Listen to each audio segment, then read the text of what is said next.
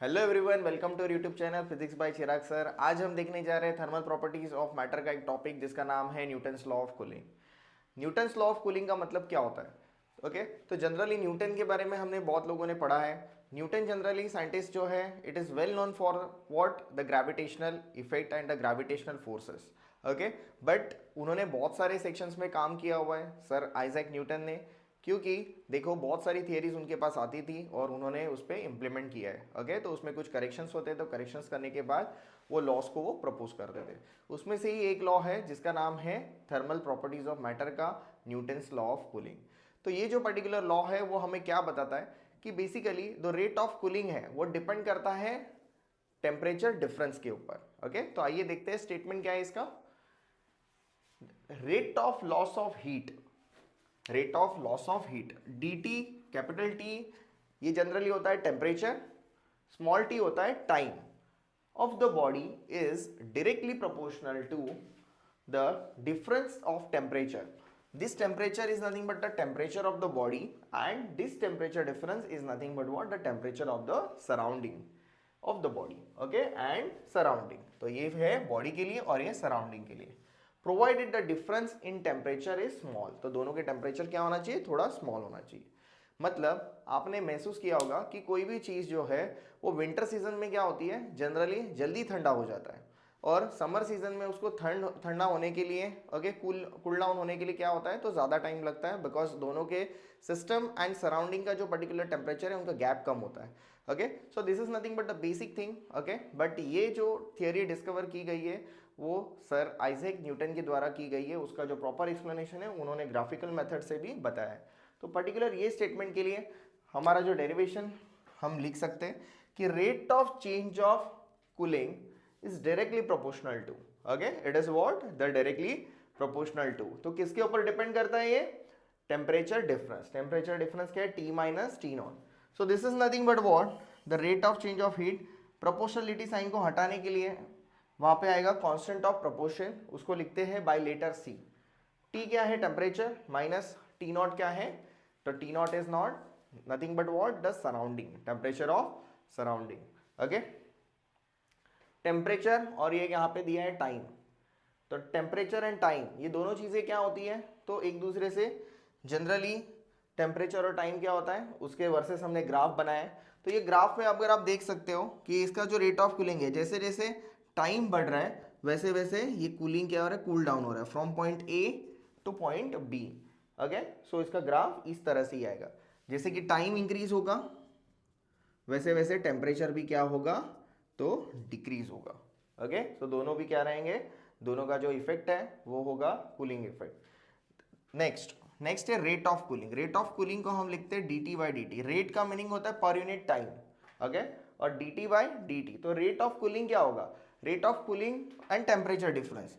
जितना दो ऑब्जेक्ट के बीच में टेम्परेचर का डिफरेंस ज़्यादा है उतनी वो चीज़ें क्या होती है, जल्दी कूल डाउन होती है। ओके, क्या होगा, वो जल्दी उसका टेम्परेचर लॉस होगा। ओके, तो ये चीज़ जल्दी ठंडा हो जाएगा, तो उसको कहते हैं हम rate of cooling temperature difference.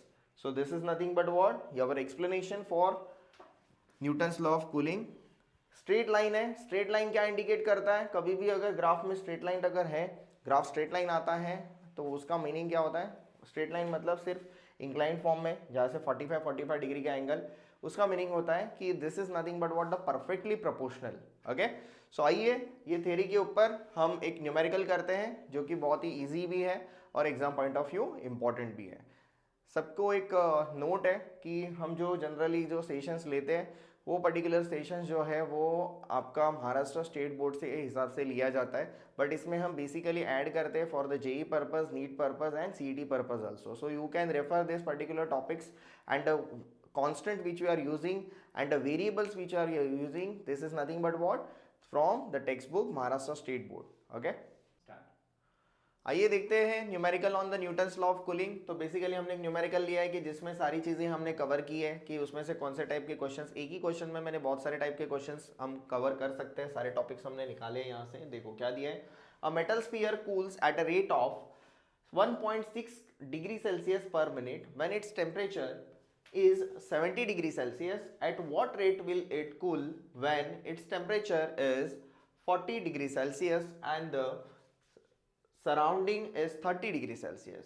तो यहाँ से गिवन डेटा हमें निकालना है। हमें क्वेश्चन से तो समझ में आया कि न्यूटन्स लॉ ऑफ कूलिंग यहाँ पे यूज होगा, क्योंकि रेट के बारे में बोला है, रेट ऑफ कूलिंग के बारे में बोला है। देखो मेटल स्पीयर, मेटल का क्या है, एक बॉल है, ओके, जो भरा हुआ है पूरा, जो गर्म है बॉल, उसको हमने सराउंडिंग में रख दिया है, तो उसका जो कूल डाउन होने का रेट है वो है 1.6 डिग्री सेल्सियस। मतलब 1.6 डिग्री सेल्सियस 1 मिनट के अंदर वो ठंडा हो रहा है।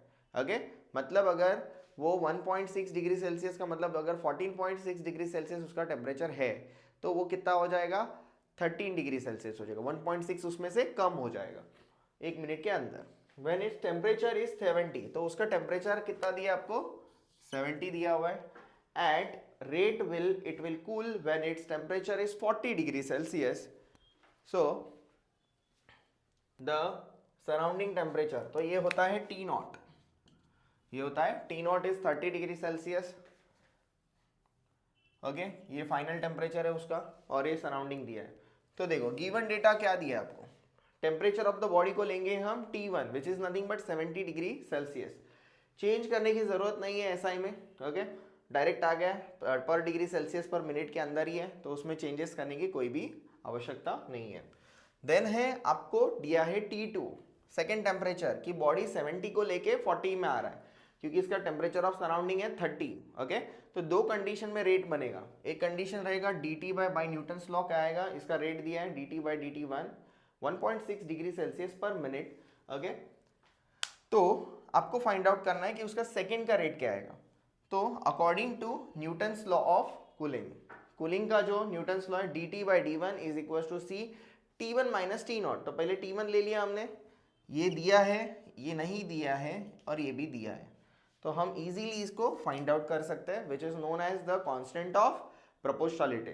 ओके, तो C ले लिया मैंने, 1.6 है ये, 70 minus 30 which is nothing but the 40, C is equal to 1.6 upon 40, 0.04 पर मिनट। ओके, सो देखो अभी C की जो वैल्यू है ये हमें रेट मिल गया। अभी हमें नेक्स्ट निकालना है टेम्परेचर ऑफ सराउंडिंग। तो ये जो डिफरेंस है दोनों में, ये सराउंडिंग में, तो 70 माइनस 30 दिया है तो 40 का डिफरेंस आ गया। बट यहाँ पे उन्होंने क्या बताया कि जैसे टेम्परेचर 40 होगा तो 40 के बाद जो उसका रेट है वो चेंज हो रहा है, तो 40 इधर डाला मैंने, 40 ये रेट आपको निकालना है। तो रेट क्या आएगा, इसका वैल्यू तो सेम होता है, हर दोनों कंडीशन के लिए रेट सेम रहेगा उसका 0.04 कांस्टेंट ऑफ प्रोपोर्शनलिटी।